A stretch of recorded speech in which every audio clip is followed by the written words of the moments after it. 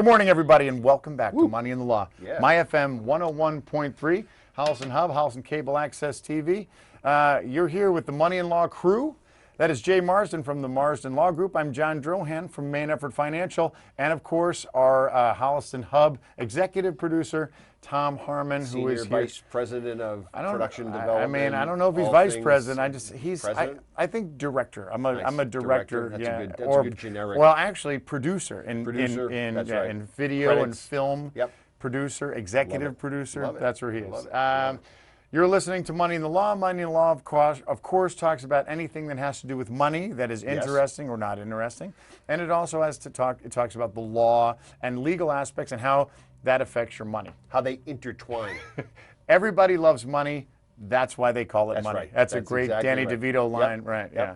All right. So, how are you? I'm good. Old friend. Yeah. I'm good. I was a little behind the 8 ball today, running a little late. Yeah, we got a late start today. Yep. So, I'm sorry. I didn't mean to Drohan everybody here in the office. My ouch, bad. ouch. My I mean, bad. all I know is I was here and you weren't. That's So, right. yeah. That's right. So yes, we have a couple of new folks at the office. We have some new staff members here, How exciting. which is very exciting. Have they been given their safety brief? They have been given their safety briefing, but apparently we haven't had calendar training yet, because that's why hence why I'm late today. So calendar training will move right to the top of the list when I get back to the office today. Have they been given this room you don't go into, particularly this wall locker you do not open under any circumstances? We call this the evidence locker. That's right. That's right. Keep out of here and stay. These are the two places you got to stay out of: this evidence locker and my whiskey locker. Yeah. Stay out of the two of those things. That's all mine and all good. I always thought they were one and the same. All right, so congratulations. You got a new team. So that's exciting, right? It is exciting. It's exciting. It is exciting. Change is good, right? Change is good. Updating is good. Change right? is good. Updating is good. Changes the energy in the building a little bit. Changes the energy with the team. You can't execute without a good team. And when we had some gaps in the action there, we had a couple of holes to fill. That's when you really start to realize it. So for anybody whose document planning took a little longer than it should have taken, my sincere apologies. But we wanted to put the right people on the bus and then get them in the right seats, and it takes a little bit of time. This is not unlike the trading deadline here in Major League Baseball. So, so after the trading Absolutely, deadline, right, yep. then bam, a bunch of new faces in the locker room. Yep, that's right. Yeah, Yep, and you're right, and the existing players, right? They're psyched. They're like, oh wow, we got a little breath of fresh air in here. Yeah, change the dynamic up a little bit. Yeah, people turn their. I got to show off a little bit. I got to make sure they know they're looking to if I'm the older person, they're looking to me for some guidance. That comment right there about the baseball thing, I know you've seen it, but it just reminds me of Moneyball. Yeah. Great movie, and there's so many funny scenes about that. And that's the birth of Jonah Hill. That's right. Yeah. And when Jonah Hill's told to send what's his name tell him he gets traded, and he's like all nervous about it, and he's like, because you're ready to just get physically sick about it, and the guy's like, yeah, thanks, okay. Yeah. I got it. Yeah, traded. I'll take care of it. It's part of the business. It part happens. of the business. Yep, Yeah, it happens. it Right? happens. It's pretty funny. Yeah. Pretty funny. I'm still getting paid to play baseball, so that works for me. Yeah. So, yes. So trading deadline, and the trading deadline is over at Marsden Law. We get the team, we get the players, You're in? and Yeah. we're in. Everybody's you ready in. to go? You Everybody's ready to go? Yep. Finish out the second half of the season. Gonna finish strong. Yeah. Finish strong. Yep. Finish strong. So while we were standing by getting ready to get the show started, we were joking. We were saying how you're usually here before me. That's where that whole Drohan comment came before. I usually come right from the house. Yeah. Yeah, and Ray says he's here like 30 minutes early. And I'm like, well, that's really early. I mean, that's kind of, I don't think Jay's ever been early like that for anything else. But so and of course it's because he wants to get Ray and Tom time, right? Absolutely. You want to have just some time. You want to tell stories. You want to tell about stuff, and just chit-chat, And yeah. Ray's a very good listener. Tom is an exceptional. Tom could be one of the best listeners I've ever met. Right? Understood. Right. Look at him. He listens to this Like it's his job, because it is. Yeah. almost like he's getting paid to do it. So today the roles were reversed a little bit, and I got to get a little Ray and Tom for time. you. Good So, for you. I like I to mean, share. I like to what share. didn't we talk about today? Right. I like So, to but share. one of the things we did talk about, which is like kind of the excitement, like one of the exciting things happening now is people are going back to the movies for 2 movies. Yes. They're coming back to the theater, Yes, and they are. we're talking about how like that's exciting. So, Ray and I both have seen the Barbie movie, Of course you right? have. Of course you have. And Tom was telling us that he'd seen the movie Oppenheimer. Ray hasn't seen Oppenheimer, neither have I. So the 2 movies, Barbie and Oppenheimer, are Yep. like the 2 kind of they're bringing everybody's coming back to the movies. Yes. And so we were talking about that. And I'll tell you. So you have seen Oppenheimer? I've seen, yes. Okay, Yeah. so you've seen I'm in the Oppenheimer, camp. and Tom, you've seen Oppenheimer. So Tom's review. Do you want to? I mean, do you want? I'll Is it I'll a speak thumbs up? You for give a you. thumbs up, yeah. He gives it like a thumbs, like like almost up. Okay. Because he says it's kind of long. It's Yep. a lot of dialogue. Yep, And it's a it's a biography. Sure. But it's an interesting story, and I'm sure that I know they have an all-star cast of actors, right? yep. So give me a little quick review of Oppenheimer. No, I thought it was great. I understand somebody saying that it was long, which I'm absolutely fine with. I love long- One of my complaints in. about the industry is that they rip through these movies in 82 minutes, and you're Yeah. like, what? That's it? That's it?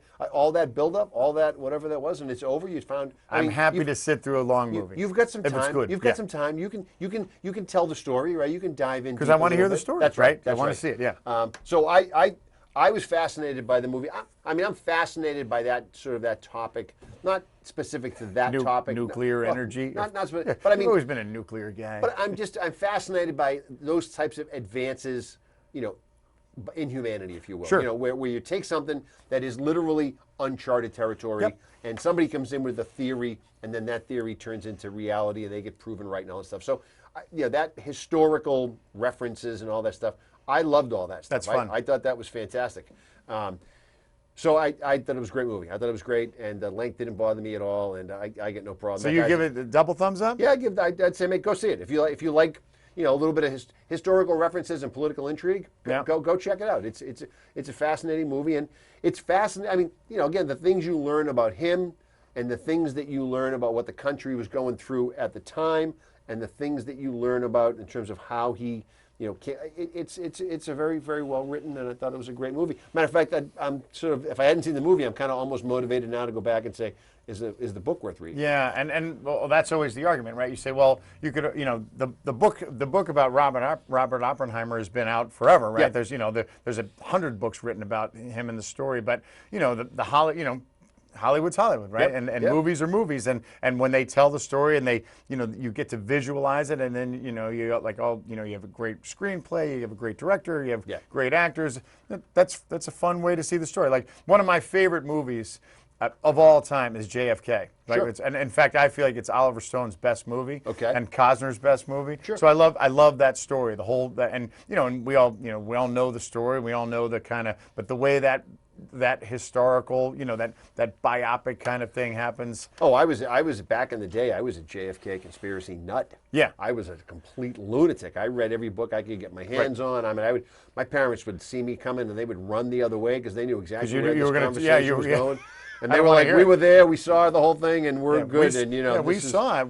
You weren't alive Yeah, yet. yeah. We You lived don't through know. it. Yeah, we lived through it. We're good. We're Yeah. you should have seen it in color, right? One of those things, and they were done with it. So Yeah. they were done with me. So they were like, all right, we're good. So, but yeah, I mean, You're trying to introduce them to Abraham Zapruder. Yeah. Hey, no, you have seen you this seen movie, this? Dad? Yeah. Have you seen? I mean, think about now how easy. I mean, you could sit around and just spiral into a rabbit hole now with all of this content and all of this stuff that's out there, good or bad, right or wrong. Right.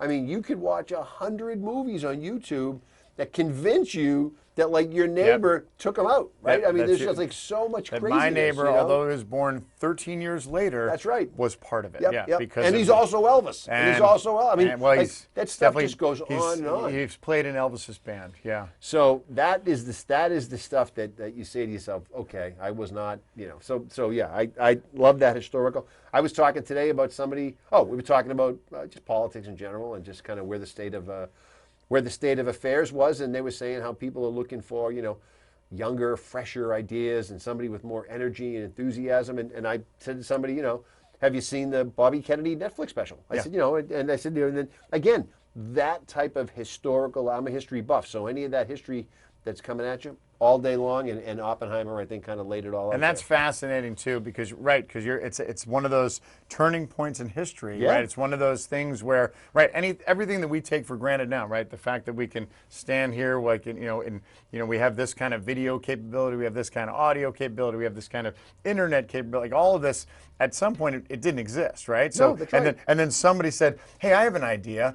Let's do this." And then and there was always the 100,000 or whatever people that were like, "That's not going to work." Right. Yeah, it's not good. Right. That's not going to happen. Right. And not having, but kind of knowing that the Oppenheimer story, you're like, "Ooh, I don't think so. Nah, that's probably not going to." Well, I mean, for those of you, I'm not going to get into the details. I'm not going to ruin the story for anybody. This is conventional knowledge if you have any understanding of the background. But if you're American, but, if you're America. but how about the idea that if we set this off, bad things could happen. Yeah. Right. Like, and we don't really know. Like permanent things. We're pretty sure we're going to be okay, right? Man, this is how but this is how a lot of stuff got done back then, right? Like, so these guys That's how are a lot like, of stuff gets done right now. but these guys are like, okay, we did the math, we crunched Yeah. all the numbers, we think the math works, we think the science says this should work. So if you push the button, this is what we think should happen. There's a little possibility, outside chance that this other bad thing would happen, but we think it's pretty good. I always think about that when I think about in terms of like the guys who were astronauts in the beginning of the space program, right? I mean, these guys got. The math those guys were doing, they were doing it on this piece of paper with a slide rule. Yeah. There was no calculator back then. There was no computer back then, right? And these guys are like sitting on top of a mountain of flammable Fuel. liquid, right? That's right. And not just any kind of flammable liquid, no, right? no, It ain't no, diesel. No, that's right. I mean, and these guys are saying, like, again, the theoretical aspects of the Oppenheimer movie about what he created, and then these guys talking about, and I'm laughing at myself, and I'm like, that conversation, very similar. So Yeah. I'm going to climb in this little capsule, which, by the way, is way up there. Yeah, you're going to be okay, Jay. Yeah, it's going to be good. Yeah. And that's right. And then what's going to happen? Well, we're going to light this candle, and then when we light it, it's basically two things. It's going to shoot you into the stratosphere, So and then, fast. by the way, then we're going to get you back. Yeah. Right. Then I you mean, gotta just conceptualize that Yep. for 1 second, right? When you're drawing it up on the storyboard, Yeah. right? When you're like, okay, what we're going to do here is, there's going to be the capsule. There's going to be a parachute. That's how you're going to get down, and you're going to land. We're going to make sure you land in the water, because if you land on land, Yeah. that's good. You could Oh, land and by in the way, we're going to make sure that when you land in the water, it floats for a little bit of time, because this thing is made of Yeah, metal, it's made of which steel. is known to sink, right? And it's kind of Usually does. and it's kind of heavy metal, because we had to get you back through the Earth's atmosphere. That's right, had to withstand the heat. Had to withstand thousands and thousands and thousands of heat. So we had to put these big, thick, heavy shields on it. So if you don't burn up coming back into the atmosphere, then you're going to land in the water, and our ships are going to be somewhere. We're going to try to find you. Well, there's more good. The good news is, there's more water than land, right? That's right. Now, so the And the Earth is 75% water. Statistically, there's a better chance of you hitting water than land. That being said, right? We're dropping you on the map that we're dropping you on. It's really, really small. So you're going to be in the Indian Ocean. Where in the Indian Ocean? I don't know. If we get you in the Indian Ocean, that's a win, right? And then if we get you anywhere near, like, where one of our ships can get to you before this gigantic heavy metal ship sinks to the bottom of the ocean with you in it, that would be great too. And then there's this other thing that we really can't really, and so this is back in 1968 or 63 or 64, which, back then, our ability to predict this new thing called weather. Yeah. So we may drop you in the Indian Ocean, but our best guess. Is there a hurricane going on? That could be a problem. I mean, Have you been to the Air and Space Museum? Yeah. Have you? I mean, you stand there. You stand there. This is completely unrelated to anything we're going to talk about today. No, it's but not. but We're while talking. rolling with it, No. But you're standing at the Air and Space Museum, and you're holding onto your cell phone. Yeah. Right. Which has like 1,000 times the technology in it That than the computers, than those capsules that are hanging that from Mission Command had, right? That's right. Yeah, that all those guys, right? All those white dudes that are sitting there with like their ties on, like short sleeves and ties. If you see the movie Apollo 13, that whole room, your cell phone has more computer power than everything that they were sitting in front of. And they're sitting there, and they send these guys off into space, and then they tell them, "Don't worry, we'll get you back." Yeah. I mean, just for 1 second, be that guy, Yep. right? Be the guy who says, "Yeah, okay, Tom. If you think you can get me back, I got you. I got you. We're the right stuff. Yeah. You're my boy. All right, go- you got me. we're If going you're sure in. you can get me back, that's fantastic." And you climb on this. I mean, look, for the right stuff, like those guys, like, okay, if they're in like some of those supersonic jets and stuff like that, that those guys were kind of coming out of the test pilot world, at least you had, I mean, yes, you had to put your faith in the guys who built the jet, but at least you had some control over the jet, right? Like you at some point could say, bang, and you're out of, you're ejected, you know. You got a fighting chance, right? That's yeah. right, that's you, right. You know what you have what we call in airborne world. You have a reserve parachute, right? That's right. Yeah. And you don't want to use it. Nope, nope. You don't want to have because it's not pretty and it's not going to be fun with the land, right? But That's right. it could save your life. It could right? save it. And so, you know, like if I have to push this button, I get to push this button, Yeah. right? But when you're sitting on 80 bajillion gallons of jet fuel, right, or whatever the heck they call it, right, to blast you into outer space. Yeah. I mean, just think To about go out it, there, right? yeah, going out there, and you know what they don't have out in outer space? Air. You know what they don't have in outer space? Anything. That's why they call it outer space. That's why they call it space. So these guys, so again, you know, back to this all circles back to the Oppenheimer thing. These guys these people who created these types of advancements in the world. This is not a societal advancement. These guys were coming up with stuff that you couldn't even, like the average person who can't even figure out what to watch on Netflix. Yeah. Right? Or, you know, you see your parents struggling with the clicker trying to figure out what channel to put on. Right. And these guys are coming up with theories that are completely untested, unproven to move society forward. I get caught up in that, all of that, to go see a movie like that, and I say to myself, that was unbelievable. Which is why, you know, so because of those things, that's why I don't quit. That's why I don't give up on like the human race in general. Right. Because Good point. because they, you know, like again, look at all of the, you know, all the things that we're dealing with now, the climate change, right? The energy, you know, and how all of this is going to, how are we going to figure this out? Like how, you know, it's a real thing. Somebody's thinking about it. There's a group of people right now that are they have a list of ideas. They on their list of like, Sure. okay, what if we did this? What if we tried this? What are these? So you're again. Well, you're hoping you're you're hoping the technology is out there and that somebody's paying it. But you know what? But here's the other thing. I agree with what you're saying. The problem, I think, is what you're suggesting is that this idea of getting these guys, for example, into space and back. Everybody's rallying around what the object. Nobody's on the other side saying, no, we should leave them up there. No, or you know what? Our gravity doesn't work that way, right? Like there was, like the science was the science, right? And so these guys worked on this is what it's going to take to make this thing happen. Yeah, no one's arguing with gravity. That's right. That's right. In today's you know society, if you will, there's too many different. We can't even agree that there's a problem. There's too many interpretations. And we can't even agree what the problem is. And to me, that's different. Well, that's where it's getting in the way of science, right? And the same. You can say the same thing with, you know, with the end of World War II. Like, you know, it was a race because if Oppenheimer wasn't the one who did it, somebody in Germany was going to figure it out, right? That's right. So, and they're like, look, if whoever gets to this point first, they're going to win, right? They're going to win this war that has exhausted like the human race as we know. Yeah. So if we're on if we're on the wrong side of that and they win, then we're all in trouble, right? We're in real trouble. Well, you and I have had this conversation before. If you're a follower of history, to look back and say that how, you know, a couple of things break a different way, and the outcome of World War II is completely different than what we all know it as and love it as. Right. And when you talk about a totally different, and to your point, a lot of this was a race around armaments and production, and you know, the history is filled with, you know, situations where that during wartime is where some of the greatest advances in technology happen because it has to happen. Because it had to be. Because we have to do it didn't this have a way. choice. Because otherwise we're going to lose. Yeah. So everyone's kind of, you know, pulling the rope in the same direction and trying to figure out what happens. And then this is how these advances, you know, then after the war you realize, hey, these are the things that we came up with during the war, and now we can refine them for civilian use, and let's go do it. And in our recent history, there's a great example of that is the pandemic. And because guess what? If we don't come up with if there's not a vaccine, a vaccine for for coronavirus,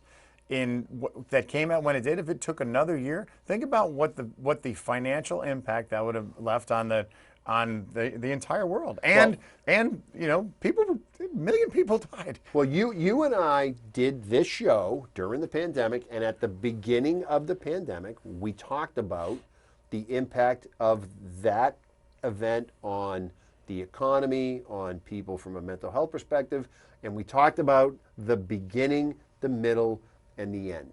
And we talked about how important those 3 milestones were. And I'll never forget this. And everybody, you know, people have a short attention span. At that time, people said, look, we said, look, we don't know. Forget we weren't even talking about trying to figure out where the end was. Yeah. We were talking about, you don't even know where the middle is. Yeah. Like, if you know where the middle is, then we can kind of figure out what we think, when we think the end might roll around. This was a conversation, I think probably in March of 2020, that basically said, we don't know. Yeah. We're in the beginning. And if we knew what the next chapter was going to look like, we could give you an idea, and we just don't know. Right. But then, and because the world was kind of at the bay of the coronavirus, everybody and their sister got together and was like, "Hey, we need to figure out. We have a problem. We have a problem. Now we need to figure out the problem. We're going to fix it. How do we fix it? And we're going to fix it. And then inside of a year, it gets fixed. Right. And that's remarkable. Yes. Right. That's when. And at that point, you know, there wasn't any, you know, there was the politics involved, but everybody knew, okay, this is real. This is a real problem. So no one's going to get in the way of like fixing this. Right. And they did. Right. That's right. And now, of course, you have a whole different interpretation of that. And now it's, you know, again, once you start to politicize all of that, it becomes a totally different animal. And at the time, it was, look, this is the problem. We have to solve this problem. Yeah. We have to figure out how to get rid of coronavirus, or at least how to make us a little bit more resilient against coronavirus. That's what we have to do. And then if you didn't do it, if it didn't happen, and people kept like getting coronavirus, or people contract and died at the same rate that they have been, yeah. or because no one was allowed to leave, and no one was allowed to like leave their house, and there was so many restrictions that it get put on, and say that extended past, you know, then think, you know, economically, you wouldn't have like cruise lines, you wouldn't have airlines, you wouldn't have like everything would have been crippled. All of that worse. All of that would be mothballed. Yeah. I mean, can you imagine a scenario where we don't come up with a vaccine against the coronavirus? I mean, could you imagine living? Imagine if it takes 3 years. Imagine if it was now, right? It's right. Here, 3 years later, 4 years later. I mean, it's an economic wasteland. Is it a physical wasteland? I mean, you know, we joke about we joke now about going to the store, and how you had shortages of all these goods and supplies and all this other stuff. But just remember what it was like in general, just around. Yeah. Nobody was out. Everybody was home. Everybody was just hunkering down. You weren't getting together with anybody. You know, economic activity came to a standstill for the most part. And if that was still, if we were in year 3 or I mean, I don't know what the world would look like. I mean, we're in the United States. The United States, it was a lot more liberal in Right. the United States than it was in Europe Yeah. or in the Far East. I mean, you talk about China, they were locked down. Like, Yeah. you're not allowed to leave your house. Right. Like, stay in your house. Yeah. There's too many people. You stay in your house. And even in England, like, they were allowed to go outside for 30 minutes. And they clocked people. Like, Yeah. your 30 minutes are up. Get back inside. Yeah, go get something. Can you and get imagine back. doing that for 3 years?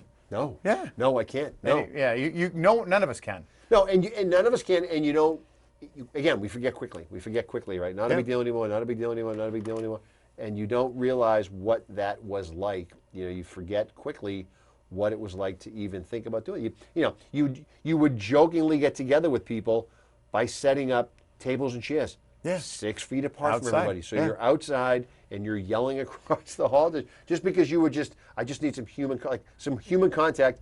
not with the people in this house who I'm going to strangle and they're going to strangle me because we're so sick of each other. Yeah. And so you had to like go out and do so the Oppenheimer story, to bring it all back to that, is that I understand what you're saying, which is those types of scientific advancements I find just fascinating, and then you put them in their historical context and it gets even 10 times more fascinating.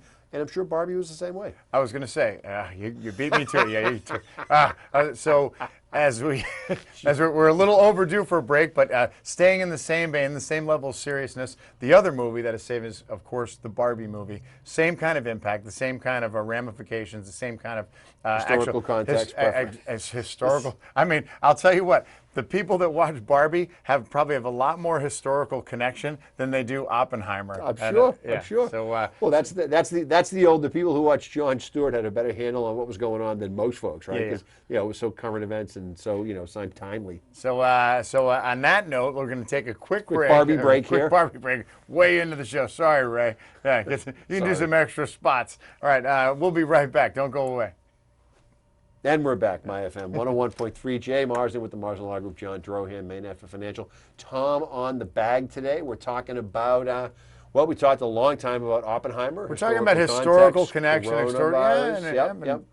But look, we talked about this, I mean, as part of what we talk about on the show, right? I mean, people come up with, questions all the time about, how do I prepare for? And they said, look, there's a lot of things we could talk about preparing for, but there's always a couple of things that we can't quite prepare for. You and I joked about this at length, which was I did not have global pandemic on my 2020 business plan. That wasn't. There. As we're coming in, right, as 2019 is wrapping up, and you hear about, there's a couple of people got sick in China, and you're like, wow, that's too bad, but we're gonna kind of move forward, and these are some of the milestones we like to reach in 2020. Yeah, and compare this to the flu. It's not a big deal. Get the sniffles, and blah then all blah that blah changed. blah, and Yeah. then all of a sudden it changed on a dime. Still going to Florida in February, right? Of course we are. Yep. Why wouldn't we? Yep. So that's obviously a different story. That'll- So the messaging, of course, is that it's all about the planning. It's all about the planning piece. You can't predict it, but you just got to kind of wrap your head around it and say, well, what am I? Do I have some dry powder, as you guys would say, right? Do we have some of that put aside for that? That's it, right? And that's kind of the when you're making a plan, right? We always talk about flexibility. You have to have flexibility. You have to be able to adjust. Sure. Because and sometimes your adjustment could be significant. Sometimes it could be, and you put it in the aspect of somebody who's retired, does your plan that if things don't work out, if A, B, C, and D don't happen the way you expect, are you going to have to unretire and go back to work? And that's like one of those really, and many people can't do that. They physically can't do it. They just age or their health, they won't allow them to do it. So that's why when you make any type of plan, particularly in financial planning, you have to be able to make adjustments, and you have to be flexible, and you have to say, oh well, if this happens, what's my fallback? What can I do to be able to enable to get me back to where I need to be? So more recently, right? Everybody was for all the right reasons worried about inflation, right? You and I were talking about inflation on the show. We were talking about how people think, oh, if you put it at more than 2%, you're insane. What are you talking about? Yeah, you guys have we're going to be fine. It's never going to go to 8%, right? And then all of a sudden, again, post-pandemic supply chain issues, a whole bunch of reasons, bang, inflation goes to 8%, rates go up, everybody's refinancing. I mean, clients come in now, and it's funny, they talk about, we used to talk about putting houses in a trust for somebody, and then we'd say, well, look, one of the reasons you might not want to put your house in a trust is if you're going to refinance. And now everybody laughs, right? Yeah. Refinance. Who's refinancing? Rates are at 8%. I'm not refinancing. Ha, ha, ha, ha, ha. My rate's at 2%. I'm in this mortgage forever. Yeah, right? I love my mortgage. That's right. I love my mortgage. People love their mortgages. They love their mortgage, right? So that was another conversation. What's going to happen with rates, right? Well, now inflation has come way down, right? I think the most recent number was 3%, and it was before the Fed meeting. And so the Fed was talking about, well, we're going to raise, we've done a really good job. We think we've done a good job. We're not ready to take our thumb off the end of the hose yet. Let's figure out what happens here. So they raised rates at another 0.25 percentage point with the idea that maybe we can kind of snuff this out. And this could be nip this in the bud. This could be the pause, right? Yep. This could be the beginning, middle, end, right? So there was a beginning of the inflation. There's a beginning of how the Fed was going to handle inflation. Then we got to now are we at the middle? This could be the middle. The middle of this project could be. It could be. We brought rates up to here in an attempt to snuff it out. And then the end of it is going to be when the Fed decides, okay, now we can start to kind of let rates do their thing. And if rates come down and if inflation stays low, then we go back into that cycle all over again. And something tells me this may extend a little bit longer than the coronavirus this could go longer. This could go longer. It absolutely could go longer. If I'm guessing, yeah. So we talked about, and we're using some movie references, like the current movies that are happening right now, the big blockbuster hits that are happening. Tom and Jay, of course, are on the Oppenheimer boat because they're the ones who have seen Oppenheimer, and they both gave a somewhat Jay more than Tom, a little bit of a better review, but Jay, of course, he's a nerd. If I was here earlier, I could have warmed him up to it. He probably would. He might be changing right now. You know what? He might want to go back and look at it again. Yeah. He might want to revote. He might want to do a do-over vote. Yeah. All right. So Oppenheimer gets a thumbs up, and then of course the other movie we're talking about is of course the Barbie movie, right? Great movie, sure. And so along the same lines, Oppenheimer, some historical significance, and Barbie in many ways historical significance, sure. and that's the appeal of it. So again, we're not spoiling no any of this spoiler for alerts. anybody. We're not gonna ruin anything. But I will say, and this is kind of a common thing, but the Barbie movie is not geared towards like the young kids who may or may not have only the young kids who Right. may or may not have played with Barbies growing Sure, up, right? sure. So like my daughters, of course, your daughters, I'm sure, like my daughters, it was Barbie, it was Barbie Central in my house, right? Right. We had all a bunch. I don't know how many Barbies we had. We had a bunch of them. We had like the camper. We had like Sure. the kind of the Barbie, all the accoutrements that go with it. Yeah, Sure, and then of course there were all those like those terrible digital movies, like all the Barbie movies. Oh, yeah. So and all those. So we were inundated with Barbie when they were growing up. But I will say the cool thing about the movie is it's not just for those. It's not just for those kids playing with it. It's kind of for everybody. And one of the thing about Barbie, it's a nostalgic, for us, right? So Sure. for us growing up, it's this nostalgic Mattel toy, Yep. from our childhood, right? Oh yeah, iconic. Right, and Yep. so me growing, you have sisters, so were there Barbies in your house growing up? Oh yeah. Yeah. Oh, yeah. So and of course, would you be caught dead playing with a Barbie? Well, maybe you would, maybe you wouldn't. Who knows, right? But I will say this. Did I have GI Joes? Yes.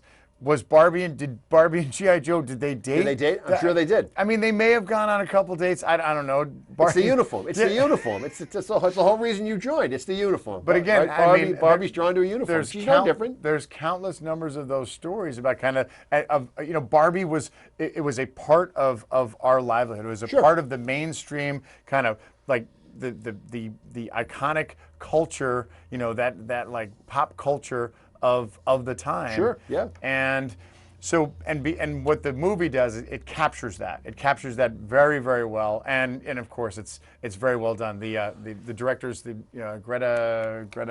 Yeah. So here's my she's fear. top notch. I haven't seen it yet. I'm dying to see it. I'm sure both I can coax somebody in my house to go see it, right? The girls.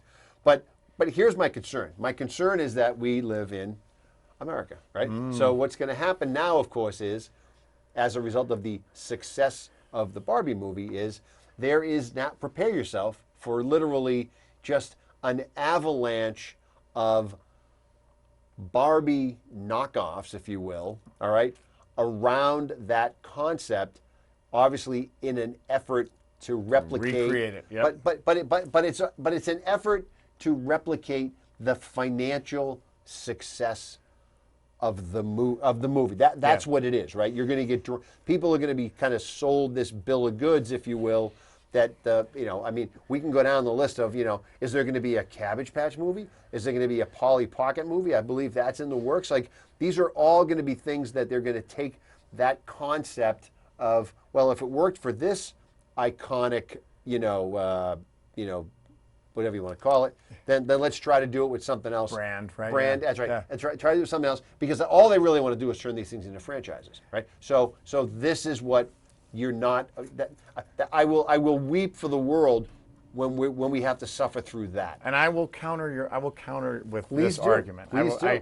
Because going back to our this you could also, from like the 10,000-foot view, you could also make the argument, well, that's just what we were talking about before, right? It's that kind of innovation, right? So we were talking about the Oppenheimer and the science and the innovation of, so again, when people are what's the motivation behind scientific innovation? So in the case of Oppenheimer and the atomic bomb was, we need to get the atomic bomb before the Germans do, Sure. right? Or in the case of the coronavirus, we need to cure this disease before it wipes out the entire planet or before it changes the planet. Sure. But many scientific advances were driven by finance. We're driven by money. Hey, AKA, what's that thing? Oh, that thing that guy from Harvard invented. Oh yeah, Facebook, right? So there was like that race to be like, hey, I wanna be the first one to be able to use this new internet thing as a social network to connect with people, humanity. Sure. Right? Sure. And so again, whatever the motivation is, like, and for all of the things that are successful, there's 100,000 things that aren't successful, right? So in the case of like kind of this Barbie thing, I say let them have at it, right? Like if you want to try and make a Cabbage Patch movie, and that's good, or that franchise, you're going to try and kind of use some of this kind of throwback, then do it and see what the market gives you. See what the and granted, if you and I may not be interested in it, you may, but you know what? They're not trying to sell it to you and me. Right. You and I we're not the target audience. But if I can somehow change, like, I don't know, make up a like a Cabbage Patch or a Polly Pocket, and I can have them, we use these, as and I can turn that into something that's going to appeal to a different market. Right. Then that's what people, marketing people get paid a lot of money to do that. And I have no problem with that. I get the idea that there could be some positivity that comes out of that.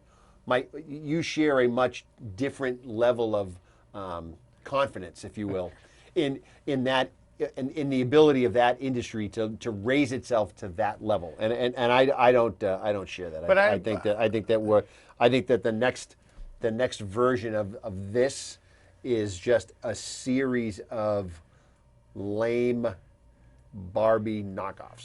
But what made me think of it, as you think about it, if I asked you 10 years ago, if I asked you 2 years ago, do you think that they could make a movie about Barbie and it will set box office records about Barbie the doll? I would have said absolutely no. You would have said no? Yes. Of course, we all would have been. Well, because what's our impression of our view of Barbie, right? No, I wouldn't have had the vision, or I don't have the faith of a filmmaker to be able to say, I can turn that into something unbelievable. Right.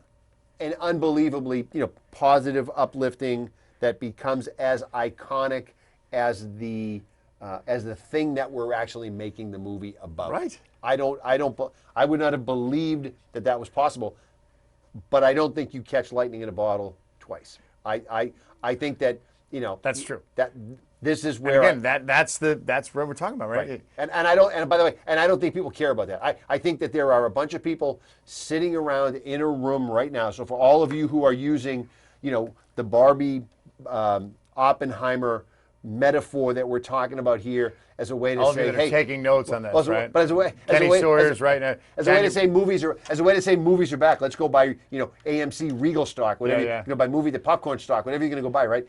I don't. There's a bunch of people sitting around in a room right now saying to themselves, how can we make something that we can advertise just like Barbie, and how many tickets can we sell before people realize that this is nowhere in the same ballpark and it's terrible?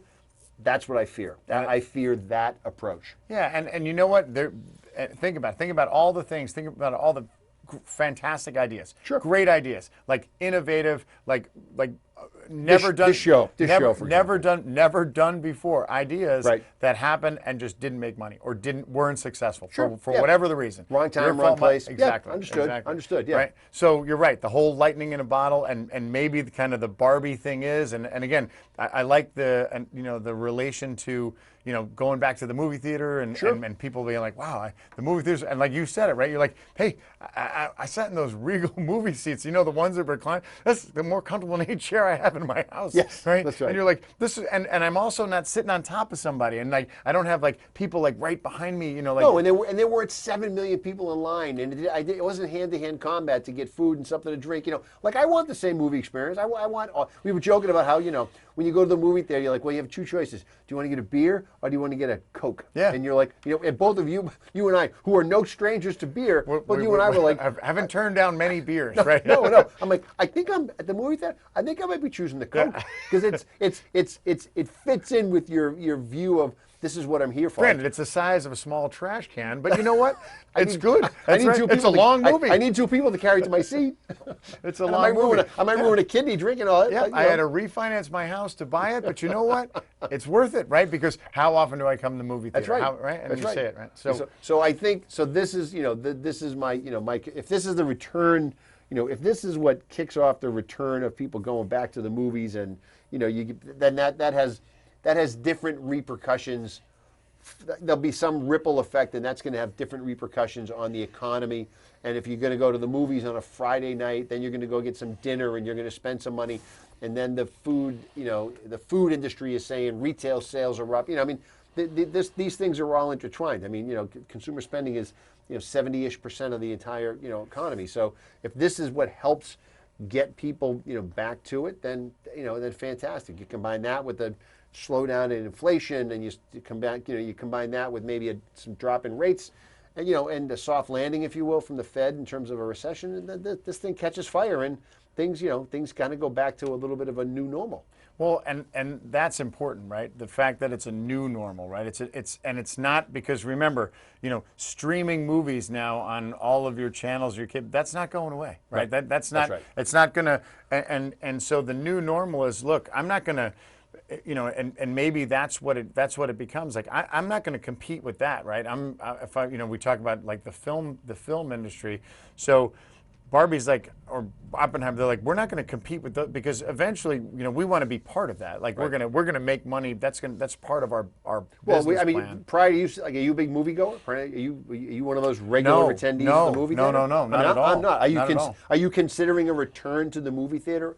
Or putting it back in the rotation, if you will, as a place to consider seriously going after seeing Barbie? So as my dear friend, my roommate Brian McWilliams, his rule of thumb was, and he had he's a big movie guy, right? And his rule of thumb was, I'm not going to the movie. I'm not paying to go see a movie in the movie theater unless it's like an epic, like part of an epic series, an epic visual thing, or it's rated R. He goes. Other than that, I'm not going to pay for that, right? Yeah. So for me, I kind of approach the same. It's got to be a good movie. I'm not just going to go see any movie in the movie theater because it's convenient to not see it. If I don't have to see, if I don't need the sound, if I don't need the seat, if I don't need the 15 gallons of Coke to drink and the 40 pounds of popcorn. You can pop a 2-liter Coke right next to you at the house. I could do that, but again, remember, and I think it's the experience, right? So maybe for me, and I have to.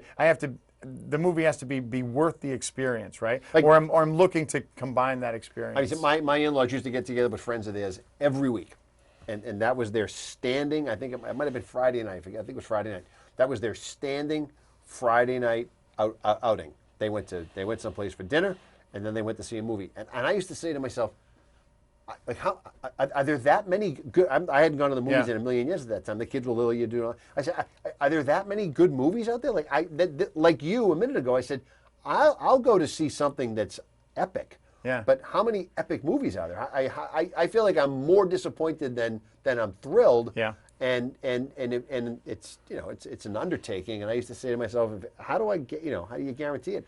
I don't know how to do that. I'm not sure it would be a weekly thing. I think like you, I'd be looking for it needs to be good. Now, when you're saying that, you could make the argument, and I would entertain this argument. Well, okay, so maybe, and I'm sure you and I aren't the first ones to think about this. No, I'm sure not. there's people that work in the movie industry they've long talked about this. There's another boardroom. There's another boardroom in the Yeah. building I just mentioned having this conversation. They're about to have this. They're right. about to we're going to say, oh, we came up with this, and they're like, dude, we've talked about this like 10 years ago, right? So it's on the other hand, the idea of, and when you say like, was it your in-laws you said, right? Yeah. So it was an event, right? And for them, it was this is what we do. You on a Tuesday night or a Wednesday night, you go play golf with these guys. Sure. Is it because you're like a psycho golfer and you love golf? No, it's because you enjoy the game, but you also enjoy the experience and you get to spend time with your friends. Crew. Yep. Yep. That's a And good you point. get to and it's something to do and it's something to look forward to and it's different every time. So the same thing with like the movies, right? So if I'm going to be like, I'm only going to see like really, really good movies, but I don't get that. It's a different experience, right? Well, yeah, that's me saying I'm only playing if I can play at Augusta, right? That's it. It's a different experience. It's a different experience having my 2-liter bottle of Coke sitting in my living room than it is going to the movies. So, and think about it. When you went to see Oppenheimer, when you went to the movies for the first time in a while, right? You're like, when you walked out, I mean, yeah, you enjoyed the movie, but it was also fun, right? Yeah. It was fun. It was something to do. I got out of the house. Yeah. And so maybe, just maybe, the people that are kind of, one of the kind of the results of this big, Barbie and Oppenheimer and how like people are going to the movies, they're like, you know what?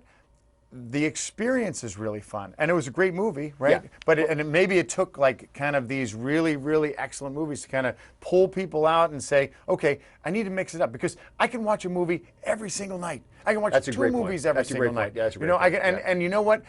It'll be, the movie won't change. It'll be the same thing. It'll be the same story. Well, it's funny. There's no devices. But right? my experience- I mean, that's right. It's time. It's real human connection. It's And- that thing, right? That's right. Yeah. And it's not just the movie. The And I movie gotta go obviously out, is entertaining, right? but I got to get out of my comfort zone. Yep. I got to do something that's different. I got to sit down. I got to face to face. You throw a meal in there. Now you're having a conversation. You have Throw your a beer in there. Wait a minute. Wait a minute. you're back in my house. You know what? What are we doing Thursday? But if you do, let's say you do the meal afterwards. Yeah. Now you're going to talk about the movie, right? You're going to have this. So yeah. So does it help facilitate the human connection if you look at it that way?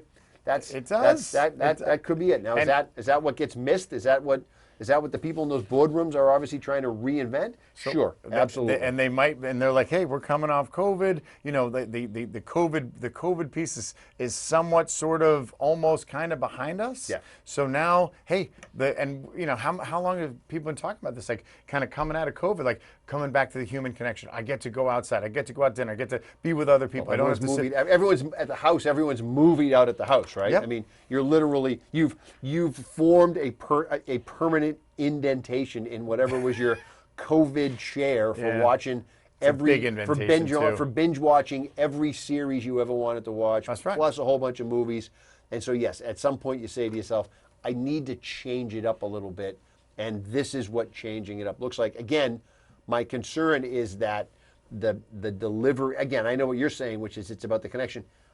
But it's a partnership, right? Yeah. It's a combination of that was great. I get out of the house. That was worth it to spend time together and spend the money, right? That's right. And yes, there's a money conversation, but to do that was worth it. And the product, does it have to be always, an epic? No, it doesn't always have to be epic.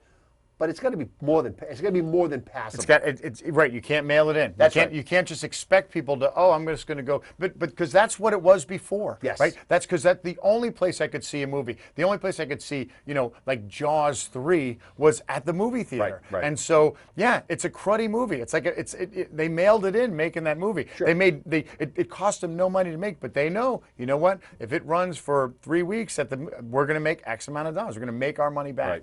Right. And remember. And the same thing, like you go to the movie theaters back then, they were like stadiums, right? They were stadiums, and you were shoulder to shoulder. You were on top of people. Do you right? remember what the lobbies were like? Yeah. I mean, it was chaos. Yep, and right? you were stacked up, and you had someone like breathing down, right?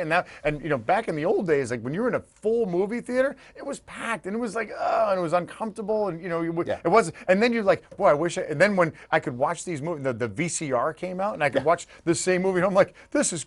I remember saying it like, this is so great. much better. It's so much better. Make so my much, own popcorn. So, right, I can fall asleep on the couch, Yeah. right? And so that industry changed to the point where, like, when in the old days, the only place to see movies was then, right? That was it. And, the only and they choice was had then. you, right? Yeah. And that was and they knew that, right? And now it's like, hey, you know what? You can watch you can watch any of these movies, and you know what? Before you know it, this movie's going to be on HBO. It's going to be on pay-per-view. You're going to be able to see it at home. So what do we need to do to get you to come to the to get you to come to the theater? And what does that theater need to look like? Well, and we were joking today about how different the experience was. The theater was different. The options at the theater were different. I mean, they got a coffee bar, they got a regular bar, they got their regular food stand. I mean, is that the solution? I don't know. I'm not. That's obviously not my business. But somebody's thinking about it. Someone's thinking about it. Not only and they're doing something about it, right? And they're like, you go in the theater now, and there's 50 seats. Yeah. And they're all reclinable, comfy leather couches. You know. Yeah. So they're obviously doing something about the experience.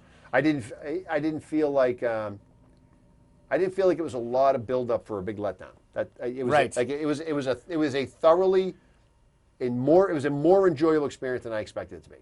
Right, and so think about it. Like you said, the last movie that you saw in the theater was Top Gun, right? Yeah. So, and you saw Top Gun in the theater because I have to see Top Gun in the theater because the first Top Gun, where did I see it? I saw it in the theater 11 times because that was the only place I could see it, right? Yep. And so, of course, Top Gun, because it's Top Gun, and because and all of the people from our generation, you know, like we throw back. I think we did a Top Gun show. We probably did. I know we did. We probably did.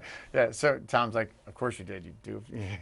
Tom's like, I know where you can find that. Yeah. Okay, So like you had to see it in the theater because that was what we did, and it was that throwback connection. Yeah, visually, you needed the big stereo speakers. You needed to like feel the seat vibrate when stuff happened. That's what you needed to do. And so again, this show is designed probably for the Hollywood industry to say, listen to us, figure this out. Look, if you want to send the jet, send the jet.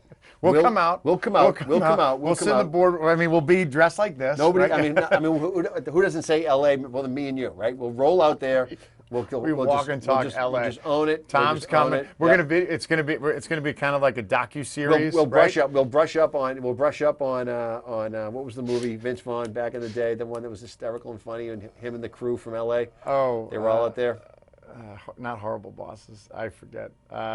I'll think of it. I'll think of it as soon as we'll figure it. Yeah. It was. So that's the idea. We'll get all coached up on LA. Yeah. We'll get all coached up. Well, it's the show. It's going to be Money in Law. Yep. John and Jay in LA. It's Yep. going to be the next. It's Yep. got a nice ring to it, like the alliteration. I love it. On that note, we're gonna call it a day. Head to LA. We're gonna call it a day. We're gonna book our flights. All right. So hope you learned something today in a very esoteric way. Very esoteric way. Hey, look, this is what keeps you coming back. The show's it's not all. We can do numbers and legal stuff all day long. But you know what? How about a little commentary on current events? It's a current event. Why not? It's a current event. All right. Everybody have a great weekend. Continue to have a great summer. We're in like not in the last bit of summer, we're like the second half. We're in the second half of summer. Summer hospice. Continue to enjoy. We'll see everybody next time on Monday in the Law. Have a great week, everybody. All right, Take care.